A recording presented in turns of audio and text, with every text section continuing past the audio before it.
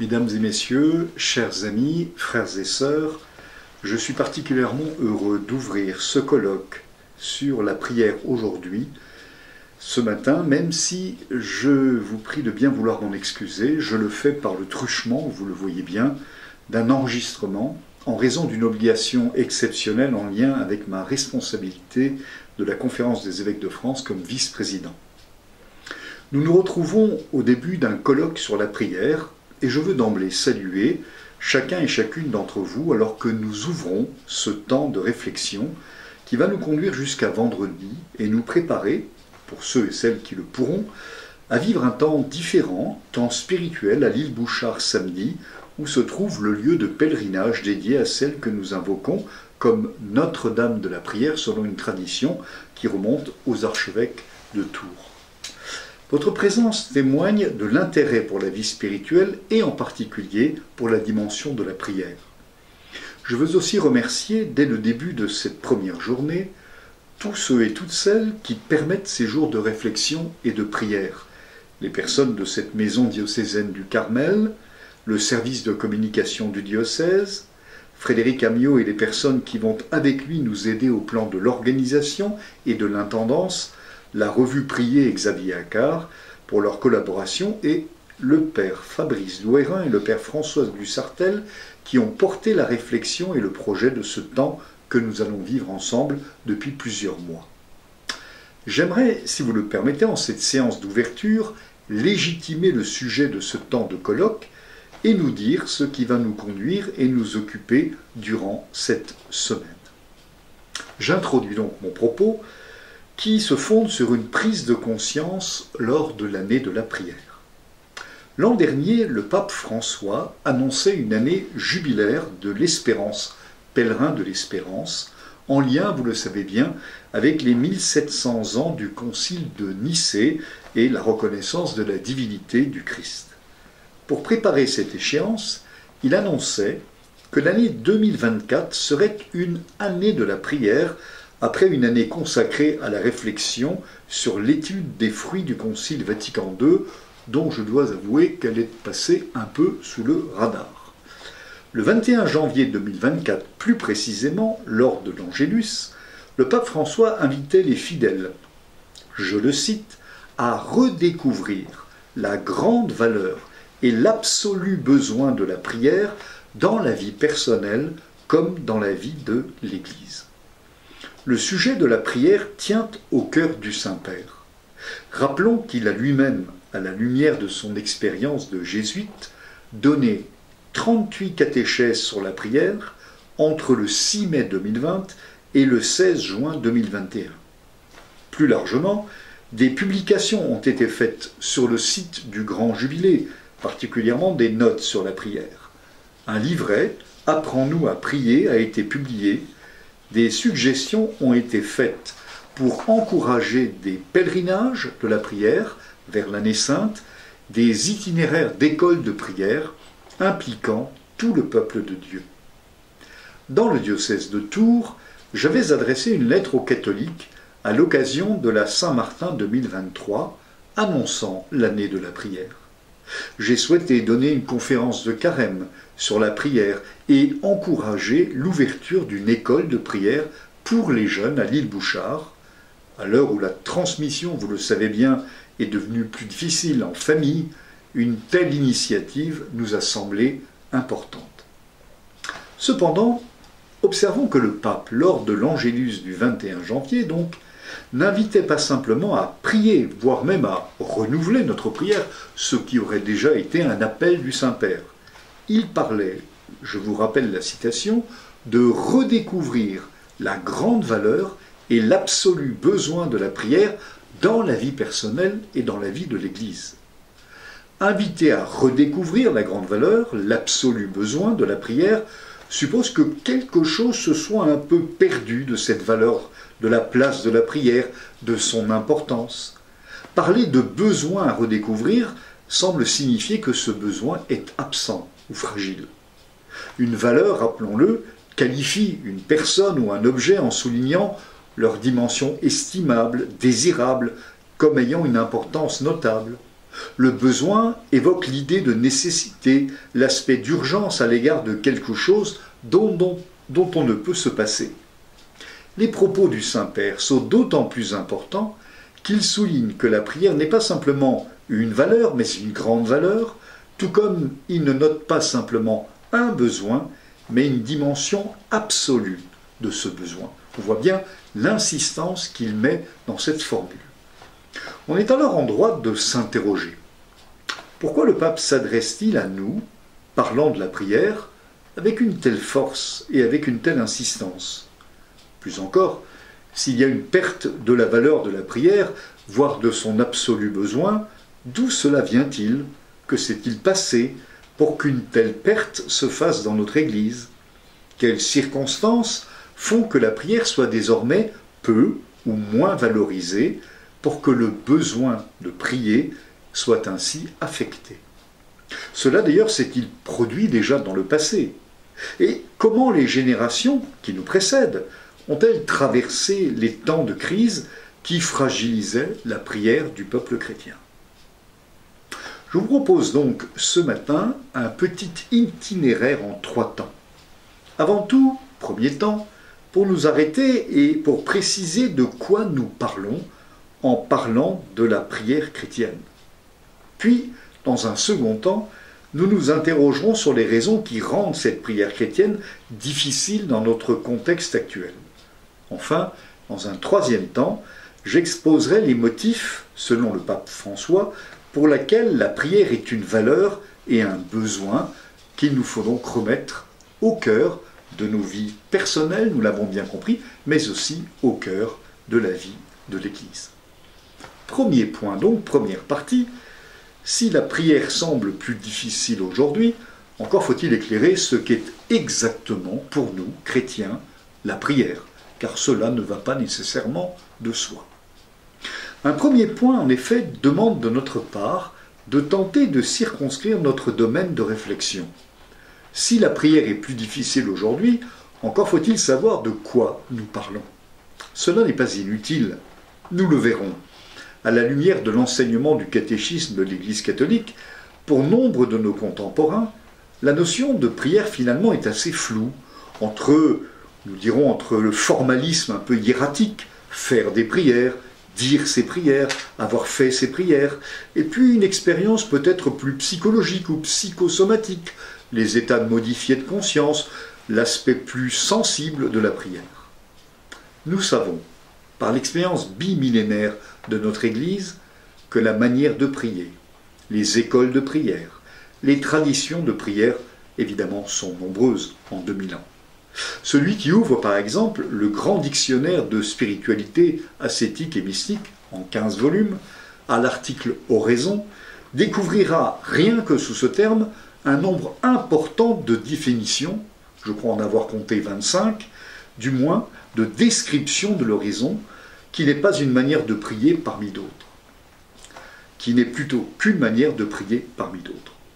Or, au cours de l'histoire des hommes, on découvre que les manières de prier, de s'adresser à des dieux, à des divinités ou simplement à une réalité dite transcendante varient énormément entre les époques et les lieux à la lumière de bien des cultures différentes. La prière, par exemple, dans l'espace amérindien, la prière du monde grec païen ou la prière dans l'Orient non chrétien sont des mondes à eux seuls. Comme le soulignait le théologien Bernhard Ehring, si l'homme est bien un homo sapiens, il est aussi, souligne-t-il, un homo orans, un homme priant. Nous le savons bien, l'apparition des premiers rites funéraires et de formes primitives de prière sont des marqueurs de l'humanisation. Le champ est donc vaste. En ce qui nous concerne, nous nous concentrerons et nous nous contenterons d'aborder la prière qui s'enracine dans la tradition biblique et qui présente certaines caractéristiques propres dès la première alliance. Nous laissons, si vous le voulez bien, les traditions, les écoles de prière, pour l'instant de côté, tout simplement parce que nous allons en rencontrer nombre d'entre elles durant les jours que nous allons avoir durant ce colloque. La prière dans la première alliance, dans l'Ancien Testament, donc, a 3 dimensions essentielles qui vont la distinguer progressivement de la prière païenne ou des autres traditions spirituelles de son époque. 3 points donc. D'une part, cette prière, la prière biblique, la prière de la révélation de la première alliance, cette prière s'adresse à un Dieu personnel. Le Dieu qui se révèle à Abraham, puis au buisson ardent, à Moïse, est un Dieu auquel on s'adresse comme à une personne et qui se révèle comme une personne, un je qui s'adresse à l'homme comme à un tu, pour établir avec lui une relation interpersonnelle. Ce Dieu de la première alliance n'est donc pas une simple transcendance ou une énergie, il est quelqu'un qui se révèle et entre en relation avec l'homme. D'autre part, la prière à ce Dieu de la première alliance se fonde sur un élément essentiel et fondamental qui est ce que nous appellerions la foi ou la confiance. La prière se vit dans la foi.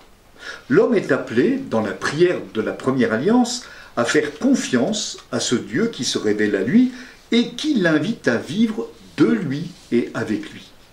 Cette relation invite à dépasser, je dirais, ce qu'on pourrait appeler un rapport mécanique ou un rapport magique, qui verrait une sorte d'efficacité formelle à la prière et qui tendrait à faire penser que par la prière, l'homme a un pouvoir sur Dieu. Vous savez que c'est le propre du monde païen et de la magie de se dire « j'ai la bonne formule de prière, si je la mets en œuvre, Dieu me donnera automatiquement ce à quoi j'ai droit ». Ce rapport, c'est le rapport de la magie, ce n'est pas un rapport de foi, ce n'est pas un rapport de confiance, c'est un rapport qui instaure une sorte d'automaticité entre le divin et l'humain. Dieu est en fait, dans l'Ancienne Alliance, celui qui, justement, au contraire, se révèle infiniment libre, qui entend la prière, contrairement aux idoles qui ont des oreilles et qui n'entendent pas, et qui reçoit cette prière comme venant du cœur de l'homme qui fait confiance à son Seigneur. Enfin, cette prière de la première alliance, si elle est marquée par une dimension d'un Dieu personnel que l'on rencontre dans la confiance, eh bien nous fait aussi vivre une proximité avec ce Dieu révélé qui aime l'homme et qui agit dans l'histoire et au cœur de l'histoire de chaque personne qui entre en relation avec lui. François Venn, qui a beaucoup travaillé sur la question du christianisme au IIIe, IVe siècle, le dit lui-même. Ce qui va profondément marquer le monde juif et le monde chrétien, c'est qu'il y a un Dieu qui existe, qui est au ciel, mais qui s'intéresse à moi, pour qui je compte. Ce qui n'était pas le cas dans les religions païennes, où les dieux vivent loin des hommes et même, d'une certaine manière, se moquent des hommes et se désintéressent des hommes. Oui, là où les dieux païens se désintéressent, voire se moquent des hommes et de leurs drames, le Dieu de l'Alliance, lui, a souci de l'homme, particulièrement en plus de celui qui est pauvre et fragile, dont il écoute la prière. La nouvelle alliance, celle qui se fonde dans le Christ, donc, va ajouter 3 éléments nouveaux à cette prière originale qui s'enracine dans la tradition biblique. Cette prière, d'abord, est orientée vers celui qui en est la source et la finalité. Cette prière est orientée vers celui qu'on appelle Abba, Papa, le Père du ciel. C'est bien la raison pour laquelle la prière essentielle du chrétien est le Notre Père que le Christ nous a donné. Jésus, qui nous parle de l'importance de la prière dans l'Évangile et qui nous en parlait en particulier le mercredi des cendres, nous invitait à prier le mercredi des cendres en entrant dans notre chambre, et là, notre Père qui nous voit dans le secret nous le revaudra. Pour cette raison, oui, la grande prière que conservent les évangiles est une prière destinée au Père et qui nous fait reconnaître notre condition d'enfant de Dieu. C'est elle, oui, qui nous invite à prier notre Père qui est aux cieux. Cette prière chrétienne, second élément propre du christianisme, est aussi une prière qui se fait par le Christ et dans le Christ. La prière chrétienne est ainsi vécue dans la lumière de la relation à Jésus, dont nous sommes les disciples, et qui nous conduit vers le Père qu'il nous révèle. « Nul ne va au Père sans passer par moi, dit le Seigneur Jésus. » C'est Jésus qui nous révèle le visage du Père, qui me voit le Père, et qui donc nous fait désirer ce Père du ciel et la relation filiale, la relation d'amour avec lui. Mais surtout, par le baptême, dans le Christ, nous devenons, comme nous le disons, fils dans le Fils. Et nous pouvons prier comme membres du Christ, comme membres de l'Église du Christ, unis à lui pour glorifier le Père. Le vrai priant du Père, c'est Jésus, et nous sommes unis à lui par le baptême, et par lui, avec lui et en lui, nous prions le Père. Enfin, cette prière chrétienne se caractérise par le fait qu'elle se vit sous la conduite de l'Esprit Saint.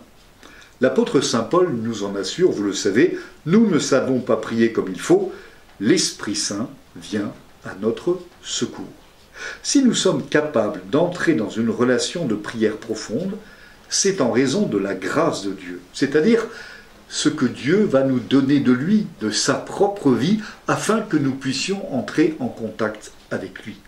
La vie de Dieu nous a été communiquée dans le Christ, par le Christ, et le Christ nous communique avec le Père, l'Esprit Saint. Et donc c'est cette grâce, ce don de l'Esprit, qui nous éclaire, qui nous fortifie pour persévérer dans la prière et qui nous fait goûter le Christ vivant en nous. C'est l'Esprit Saint qui nous fait entrer dans une dimension d'intériorité, lui qui est plus intime à nous que nous-mêmes, et lui qui est dans l'intimité de la Trinité, c'est lui qui nous fait et qui nous met en contact d'intimité en intimité pour connaître vraiment et expérimenter, goûter le Dieu trois fois saint. C'est donc cette relation, vous l'avez comprise, particulière dans la tradition biblique au niveau de la prière, relation avec un Dieu personnel, dans la confiance, dans la foi, un Dieu qui entre dans l'histoire de l'homme, un Dieu qui se révèle Père, qui envoie son Fils et qui nous donne l'Esprit pour véritablement prier. C'est ce Dieu que nous sommes appelés à rencontrer dans une relation vivante, mais qui, comme le soulignait le pape François, semble aujourd'hui affectée. Essayons donc d'éclairer ce qui peut rendre cette relation complexe à vivre aujourd'hui. J'en arrive à mon second point, oui. Quelles sont les raisons pour lesquelles la prière est difficile pour l'homme d'aujourd'hui, pour l'homme contemporain? Avant toute chose, peut-être faut-il dire, pour être honnête, que la prière n'a jamais été une chose facile, quelles que soient les époques. Dans quelques semaines, nous célébrerons Pâques, le mystère pascal, et nous entendrons le récit de l'agonie de Jésus, et en particulier les paroles du Christ dans sa solitude dire à l'apôtre Pierre « Ainsi vous n'avez pas eu la force de veiller seulement 1 heure avec moi ». Vous trouverez ça au chapitre 26 de saint Matthieu. La fidélité à la prière, la persévérance n'est pas chose facile. Déjà Moïse, souvenez-vous, en Exode 17, avait dû bénéficier de l'aide des siens pour persévérer dans la prière en lui soutenant les bras vers le ciel pour soutenir Israël qui combattait. Le pape François lui-même, dans son enseignement, le dit clairement. La prière chrétienne, comme toute vie chrétienne, je le cite, cela fait partie des formules que nous connaissons venant de lui, la vie chrétienne et la prière ne sont pas des promenades de santé. Aucun des grands priants, poursuit-il, que nous rencontrons dans la Bible et dans l'histoire de l'Église n'a eu une prière confortable. Prier n'est pas une chose facile, et c'est pourquoi, conclut le pape François, nous fuyons la prière. Fin de citation. Il rappelle ensuite que le catéchisme de l'Église catholique, qui dans sa 4e partie enseigne la prière, développe tout un article sur le combat de la prière. Cela va des numéros 2725 au numéro 2745. Le catéchisme de l'Église catholique relève en effet au moins 3 types d'objections à la prière, 3 types de réalités qui rendent la prière difficile, Avant tout, souligne le catéchisme, il peut y avoir des conceptions erronées de la prière qui peuvent exister d'ailleurs chez un certain nombre de fidèles que nous rencontrons parfois. La prière peut être comprise comme une simple opération psychologique, un effort de concentration pour arriver au vide mental. S'y ajoute, et nous aurons l'occasion d'en reparler, la question du temps, de la disponibilité à prier. Et puis certains oublient que la prière est aussi un don de l'Esprit Saint. Un second point que relève le catéchisme est celui des mentalités actuelles. Il s'agit de ce que nous pourrions appeler des critères mondains. Ne serait valable aujourd'hui dans la culture que ce qui est vérifié scientifiquement. La prière n'a pas de vérification à proprement parler scientifique. Ne vaudrait que ce qui est productif, et la productivité de la prière n'est pas nécessairement saisissable, ou bien ce qui est conforme à la recherche du confort. Bien évidemment, la prière n'est pas d'abord une recherche de confort, elle demande même parfois de l'inconfort. Enfin, le catéchisme rappelle que peut parfois décourager sur le chemin de la prière ce qu'il appelle les échecs de la prière, c'est-à-dire notre découragement devant la sécheresse, le fait que la prière semble inutile et qu'elle finit par nous faire dire « à quoi bon prier ?» Rien ne change, rien n'a bougé, Dieu ne m'a pas exaucé. Dans les visites pastorales que je peux faire comme évêque, combien de fois ai-je entendu des gens qui viennent, lorsque je marche quelque part, ou à la sortie d'une messe des gens, qui viennent me dire « Monseigneur, j'ai prié, rien ne s'est passé ». Il faut alors parfois faire une petite catéchèse rapide pour rappeler qu'il faut parfois aussi du temps et de la persévérance dans la prière. Vous voyez bien qu'une première approche rapide et un bref tour d'horizon, à partir de quelques mots du Saint-Père et de quelques mots du catéchisme, nous montre qu'il y a bien une difficulté à vivre la prière de manière fidèle et permanente, comme le souligne l'Écriture, le pape François, et puis ce qu'évoque le catéchisme de l'Église catholique aussi à la lumière des saints. Saint Nicolas de Flux, le grand saint de l'Église suisse, la figure tutélaire d'ailleurs de la Suisse, disait de la prière que, j'aime le citer, on y va parfois comme à la danse, on y va parfois comme à la guerre. Le combat de la prière, vous l'entendez bien, n'est donc pas nouveau. Cependant, si la prière a toujours été difficile, le monde dans lequel nous sommes, le monde contemporain, avec ses spécificités, rend peut-être la prière plus difficile encore aujourd'hui. Vous me permettrez, avant de poursuivre, de tout simplement prendre un peu d'eau, puiser à la source, afin de continuer à nous conduire à la source.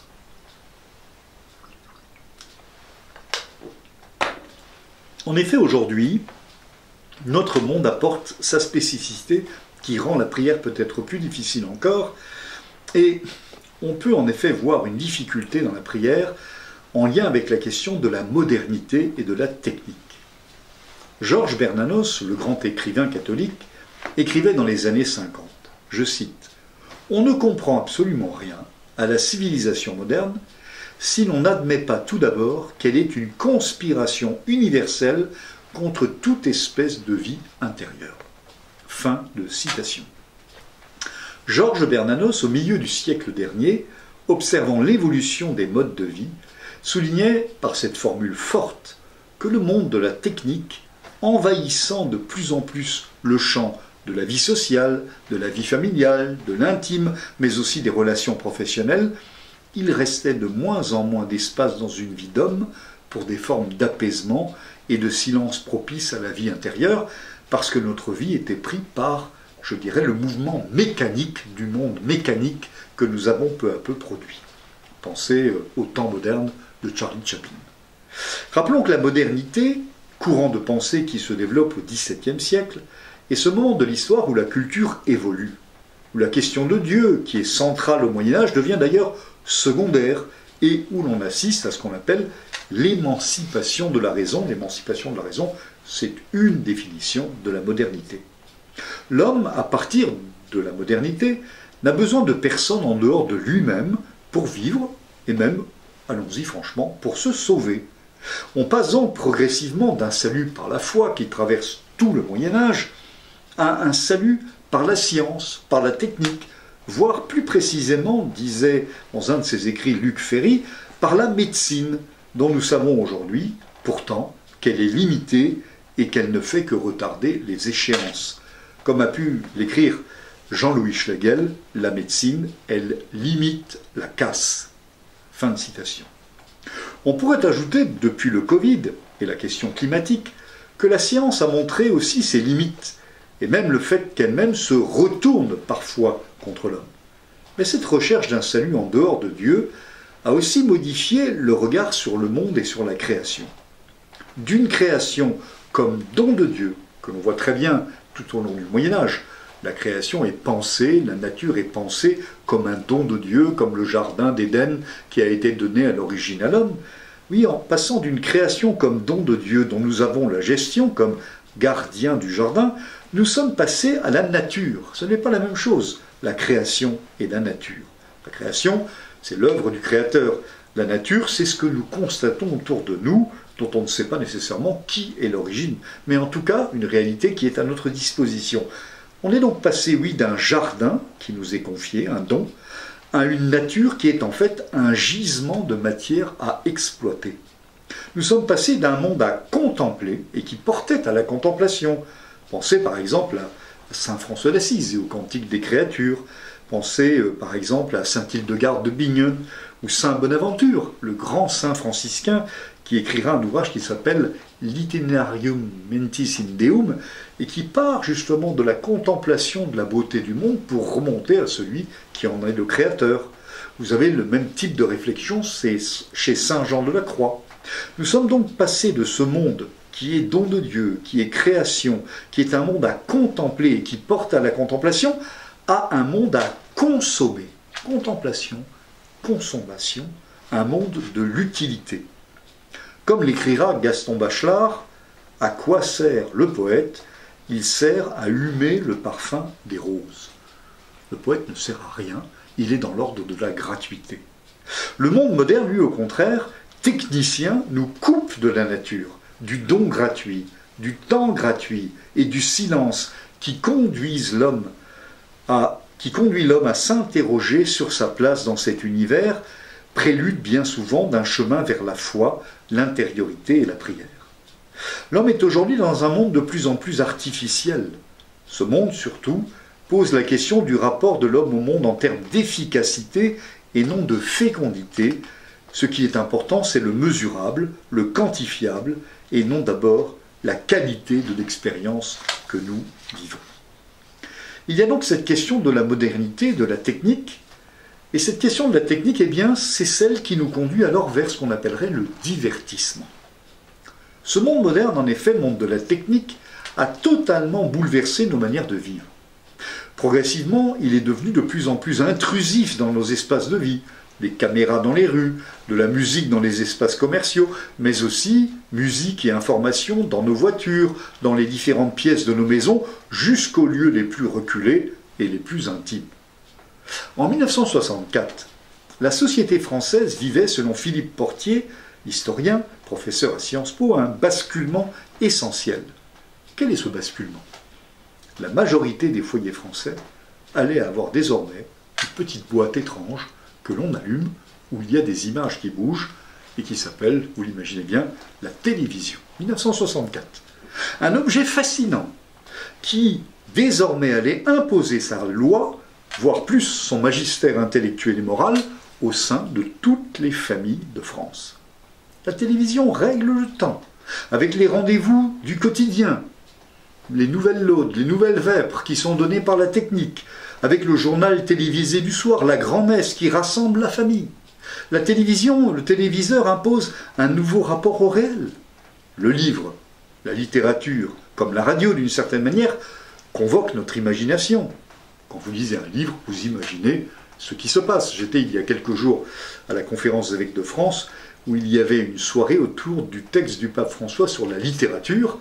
Il y avait là un professeur du Collège de France, émerveillé par le texte du pape, et qui lui disait « La force de la littérature, c'est qu'elle éveille l'imagination. Quand un enfant lit un conte, un livre, il imagine. La télévision ne nous demande surtout pas d'imaginer, elle nous dit ce qui est à voir. » Et donc l'image s'impose, non seulement technique, mais peu à peu psychique.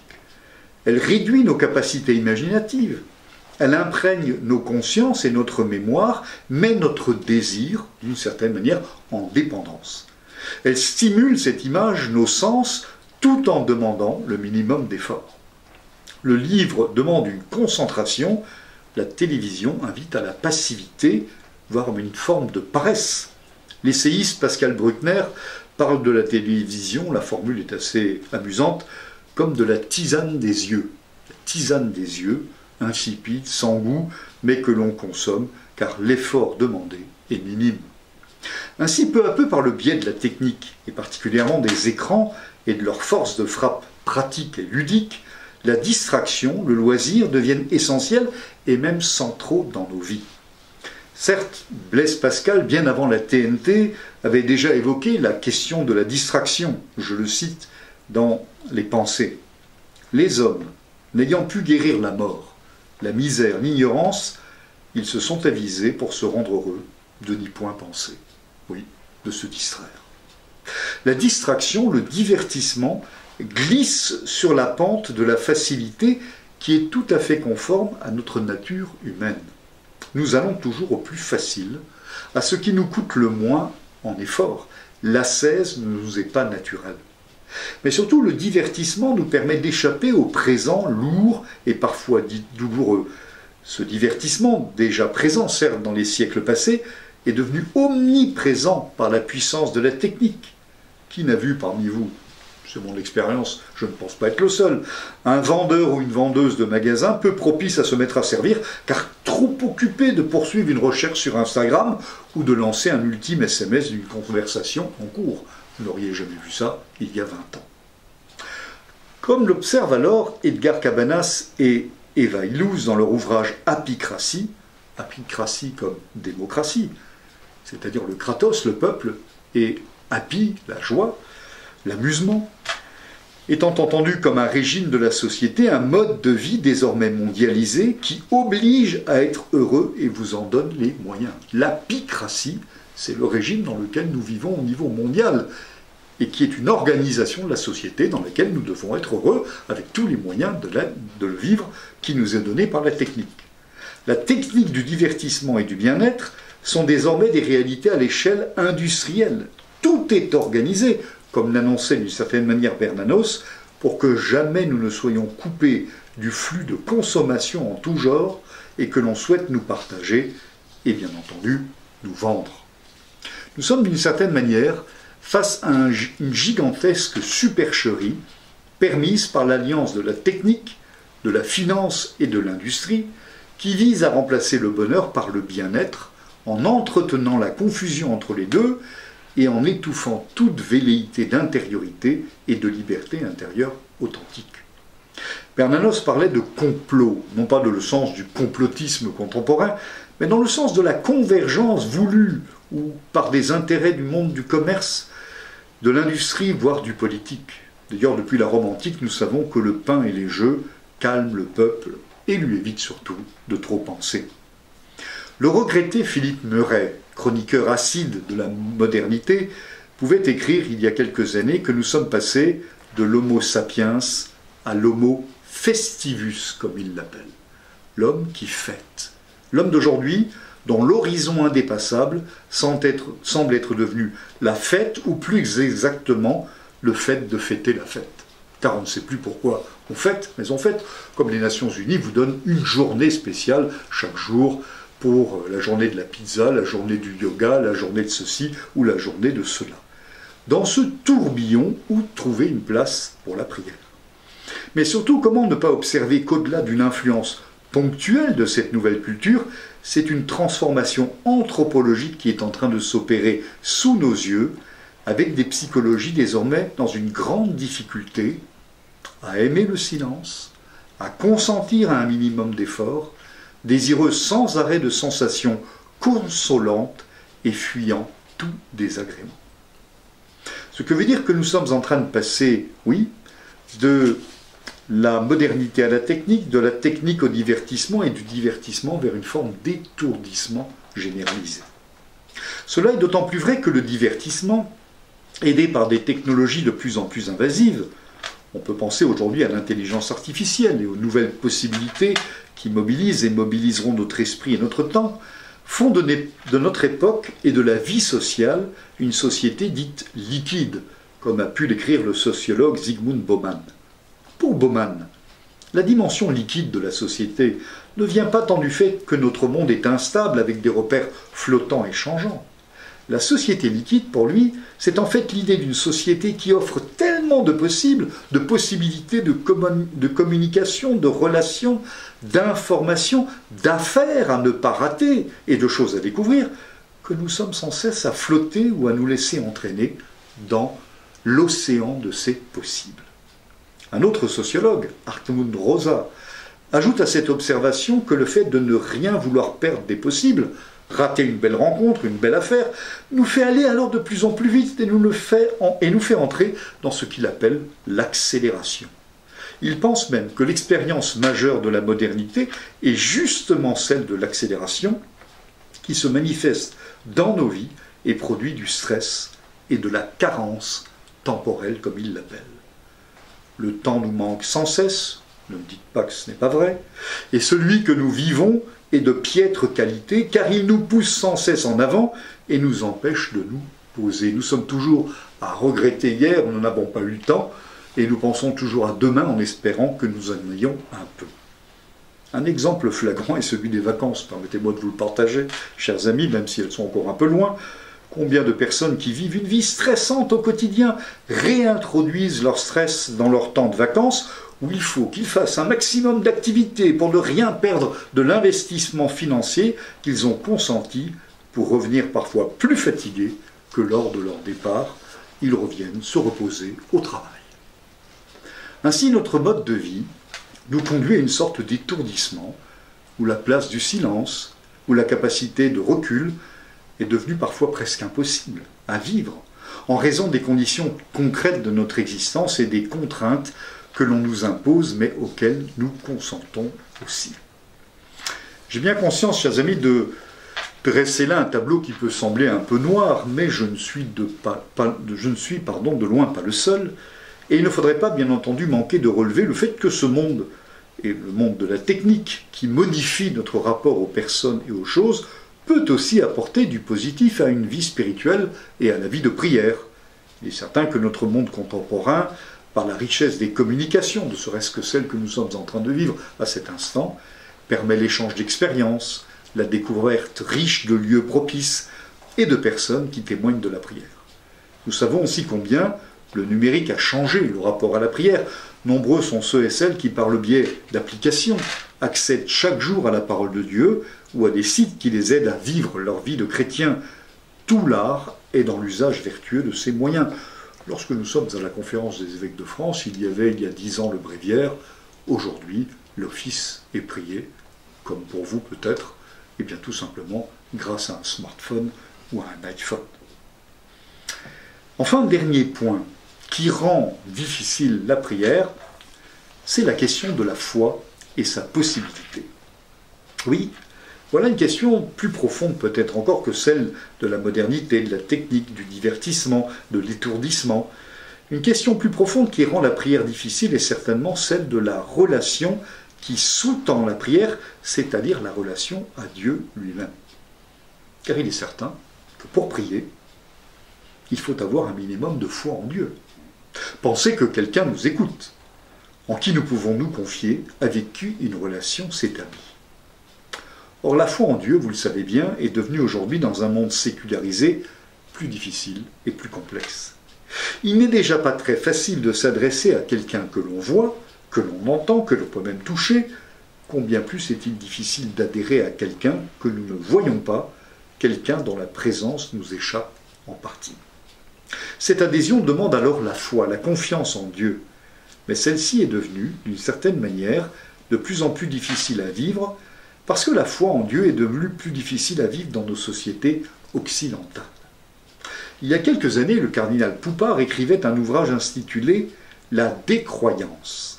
Dans ce livre d'entretien, il analysait la désaffection à l'égard de l'Église, la poussée de l'athéisme, qui est un phénomène, rappelle-t-il, très occidental. Il développait l'idée que l'athéisme est au sens étymologique, vous le saviez bien, la non-croyance en un Dieu dont on se fait une certaine idée. Pour dire que je ne crois pas en Dieu, il faut encore savoir qui est Dieu, sinon je ne sais pas à quoi je peux renoncer. Pour affirmer que Dieu existe, encore faut-il savoir ce qu'il est, pour pouvoir le refuser en toute connaissance de cause.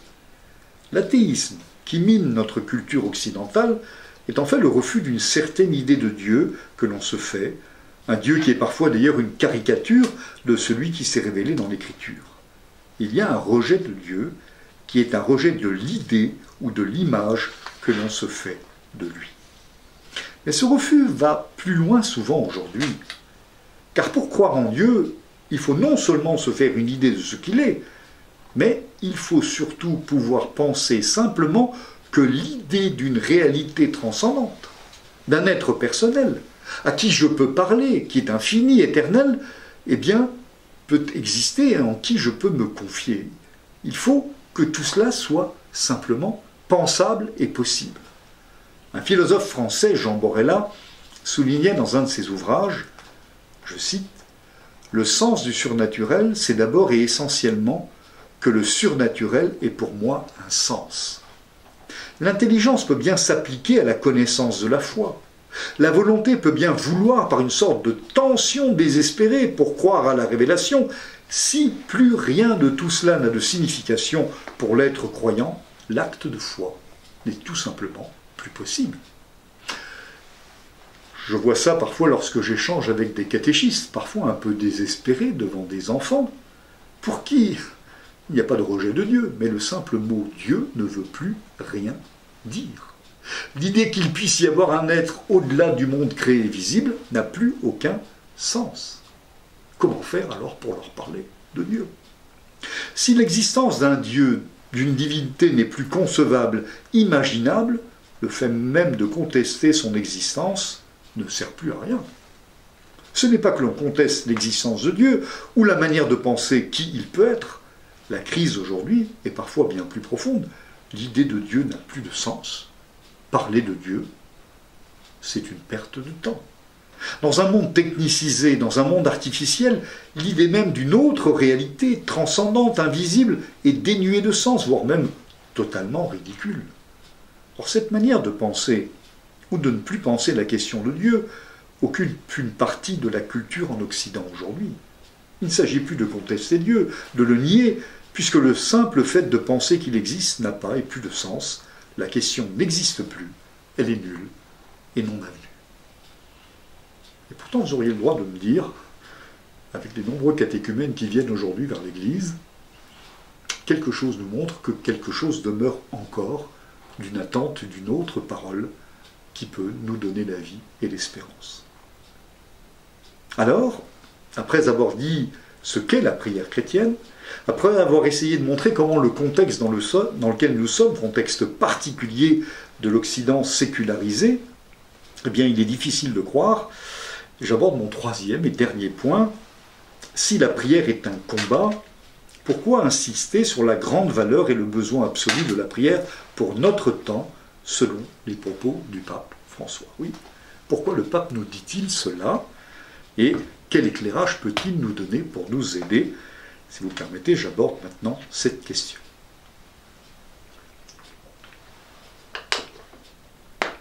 Concernant cette question de la prière et de son importance, le Saint-Pierre nous éclaire à l'occasion de sa grande catéchèse sur la prière de l'année 2021 et par son texte aussi de 2018 sur la vocation à la sainteté. Pourquoi faut-il prier? Pourquoi, malgré les difficultés, est-il si important de prier? Pourquoi est-ce si important d'appeler à un sursaut à propos de la valeur de la prière et de l'absolu besoin de la prière dans notre monde pour prier aujourd'hui? C'est bien là le thème de notre colloque. Je commencerai par la catéchèse éclairante sur la prière qui nous situe la prière et la vie de l'Église. Lors de sa catéchèse du 14 avril 2021, le pape François parle de l'Église comme étant celle qui est, je le cite, maîtresse de prière. Il dit, nouvelle citation, « L'Église est une grande école de prière. Beaucoup d'entre nous ont appris à dire leur première prière assis sur les genoux de leurs parents ou de leurs grands-parents. La vie d'une paroisse et de toute la communauté chrétienne est rythmée par les temps de la liturgie et de la prière communautaire.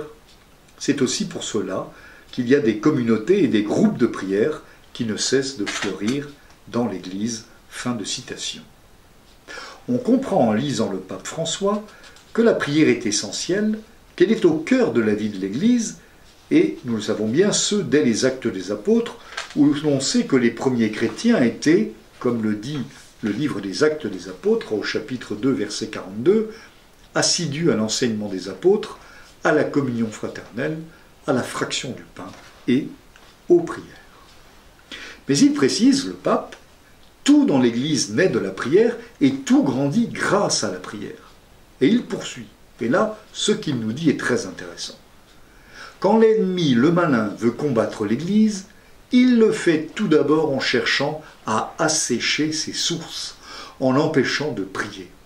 Quelques lignes plus loin, il ajoute « Et quand l'ennemi, comme je l'ai dit, veut combattre l'Église, il le fait avant tout en cherchant à assécher ses sources, en l'empêchant de prier.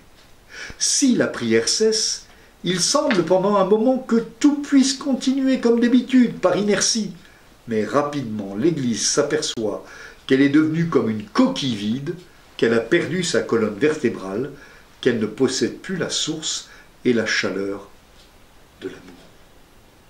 On comprend que pour le pape, la question de la prière est une question vitale, et c'est la raison pour laquelle il y a autour de la question de la prière un véritable combat spirituel.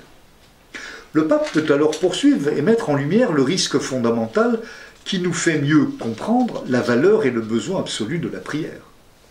Il rappelle la question que Jésus lui-même pose dans l'Évangile selon saint Luc, au verset 8 du chapitre 18. Le pape précise que cette question se trouve à la fin d'une parabole sur la nécessité. Quand il viendra, le Fils de l'homme trouvera-t-il la foi sur la terre? Le pape vient donc nous rappeler, à travers cette question de Jésus, quand le Fils de l'homme reviendra, trouvera-t-il encore la foi sur la terre? Question qui est posée dans un passage de saint Luc qui se termine, qui est plutôt un passage sur la prière et la prière précédente. Le pape vient nous rappeler qu'il y a un lien substantiel entre la prière et la foi. Nous pouvons donc conclure, souligne le pape, que la lampe de la foi sera toujours allumée sur la terre tant qu'il y aura l'huile de la prière. Mais ce qui porte la foi et qui porte notre pauvre vie faible pécheresse, c'est la prière qui nous porte avec assurance.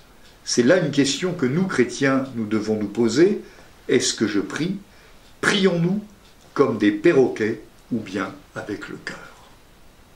Le pape peut donc en conclure que c'est là une tâche essentielle de l'Église, je le cite, prier et apprendre à prier.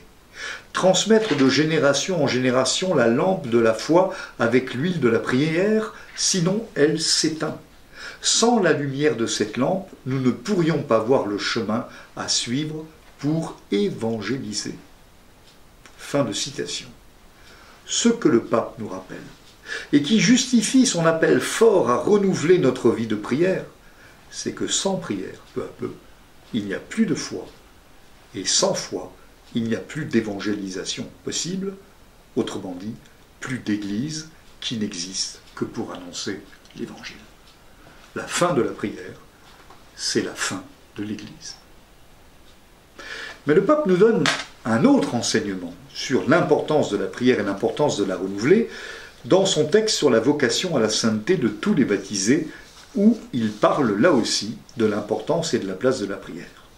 En effet, avant cette catéchèse de 2021 que je viens de traverser très rapidement, dans un des enseignements que le pape nous avait donné, le pape François avait déjà évoqué l'importance de la prière dans un autre texte essentiel qui s'appelle Gaudete et Exsultate, son exhortation apostolique sur l'appel à la sainteté dans le monde actuel, datant de la solennité de la fête de Saint Joseph en 2018. Dans un texte bref, mais vigoureux et fort, le pape rappelle que le Concile Vatican II a mis en lumière de manière profonde la vocation de tous les baptisés. Il rappelle que dans la Constitution sur l'Église Lumen Gentium, eh bien, le Concile rappelle que l'Église est un don de Dieu, que l'Église est le peuple de Dieu dans l'histoire, un peuple structuré par la hiérarchie et composé des fidèles ayant reçu la vie du Christ au baptême. Puis, ce texte concilial rappelle quelle est la mission de l'Église dans le monde. C'est le chapitre 5 de la Constitution qui éclaire ce mystère en parlant de, je cite, l'appel universel à la sainteté.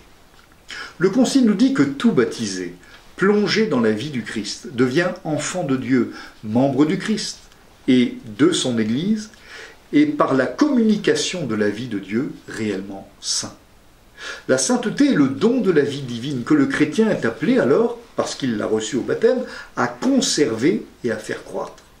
La sainteté n'est donc pas quelque chose à acquérir concrètement à ce que nous croyons, Elle est communiquée par le baptême, on parle en théologie de sainteté ontologique qui transforme notre être profond, mais cette sainteté doit ensuite produire du fruit et on l'appelle alors la sainteté existentielle que nous sommes appelés à mettre en œuvre. Je reçois la sainteté au baptême, je dois ne pas l'étouffer mais permettre qu'elle se déploie en moi. Cette sainteté est essentielle parce qu'elle est le grand moyen et même le moyen essentiel de l'évangélisation. Elle donne à voir le Dieu trois fois saint, elle le manifeste au cœur du monde. Le meilleur moyen d'évangéliser, c'est la sainteté, et ce sont les fruits de sainteté que sont la foi, la bonté, la douceur, l'amour, la paix et la joie. Il m'arrive souvent de le dire à la cathédrale de Tours, en pensant à Saint-Martin, dont nous avons le reliquaire, dont nous avons le tableau, dans le transept nord. Oui, finalement, quand on pense à l'Église et à son histoire, que reste-t-il? Pour certains, sûrement du patrimoine, quelques cathédrales, quelques basiliques. Mais finalement, quand on a tout enlevé, que reste-t-il de plus fondamental à l'Église? Sinon les saints. C'est ce qui reste à travers le temps et ce qui reste à travers l'histoire. Le pape François, dans Gaudete et Exsultate, reprend cette doctrine catholique de la sainteté du Concile Vatican II, à laquelle il renvoie d'ailleurs. Il vient alors donner un éclairage plus pratique, spirituel, quant à la manière de vivre cette vocation à la sainteté dont a parlé le Concile. Il rappelle d'abord que la sainteté est un appel qui concerne tous les baptisés et que personne ne peut se soustraire à cet appel. Il rappelle ensuite les deux ennemis de la sainteté, comme il les appelle, que sont le pélagianisme et le gnosticisme, avant de mettre en lumière le modèle de la sainteté qu'est le Christ. C'est alors qu'il va donner, dans la 4e partie de son texte, un enseignement spirituel à propos de la vie de sainteté et de sa croissance en nous. Il aborde alors largement, dans 10 numéros, du numéro 147 à 157, la question de la prière. Et il commence en rappelant que le saint, c'est-à-dire ce à quoi nous sommes appelés à vivre, chacun et chacune d'entre nous. Et il le dit, non pas nécessairement une sainteté extraordinaire, mais la sainteté de la porte d'à côté, comme il l'appelle, la sainteté de seconde classe. Il rappelle, oui, que le saint ne supporte pas d'être asphyxié dans l'immanence. Asphyxié dans l'immanence. Qu'est-ce que cela veut dire? Ça veut dire que le saint respire Dieu et qu'il a besoin de respirer la transcendance. En d'autres termes, le saint a besoin d'oxygène, de la transcendance de la vie de Dieu, et il la puise dans la prière, qui met en contact avec la source de la vie et de la sainteté. Le pape François peut ensuite décliner une réflexion sur la prière. Elle s'enracine pour lui dans la tradition de la prière de l'oraison continuelle, de la prière personnelle intime. Il évoque la place du silence.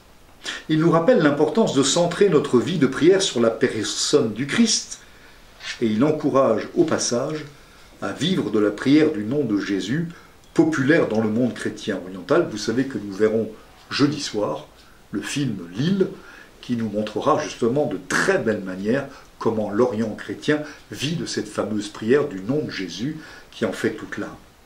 Il décline enfin, le pape, différentes formes de prière fondamentales, comme l'action de grâce, la supplication, l'adoration et la lecture priante de la parole de Dieu. Chers amis, je vous ai proposé d'entrer dans notre réflexion de ce colloque intitulé « Prier aujourd'hui », en ouvrant la réflexion en évoquant provisoirement d'abord ce qu'est la prière chrétienne, pourquoi elle est un combat aujourd'hui. À la lumière de l'enseignement du pape François, j'ai essayé d'éclairer la raison pour laquelle la prière est d'une grande valeur, pourquoi il y a un combat spirituel, parce qu'il détermine la vie de foi, la vie de l'Église, la mission, et que nous avons donc un absolu besoin de la prière. Nous essaierons au long de cette semaine de répondre à la question de la prière aujourd'hui à la lumière de l'expérience de notre Église. Aujourd'hui, toute la journée, en parlant de la vie intérieure dans le monde contemporain. Demain mercredi, en discernant comment des écoles de prière ont répondu au défi de la prière dans la culture de leur temps. Car ce qui nous arrive aujourd'hui, la question sur la prière, a déjà été une question dans le passé. Et puis, après-demain, jeudi, nous réfléchirons plus précisément à l'accès à l'intériorité. Comment est-elle possible aujourd'hui? Enfin, vendredi, nous donnerons quelques points d'attention pour une pédagogie de la vie chrétienne. Nous aurons ainsi traversé le mystère de la prière chrétienne, en tout cas en partie, et nous pourrons aller samedi pour une journée de prière intense à l'île Bouchard. Je vous souhaite donc à tous et à toutes un beau moment de réflexion et peut-être aussi en ces jours de prière. Merci de votre attention.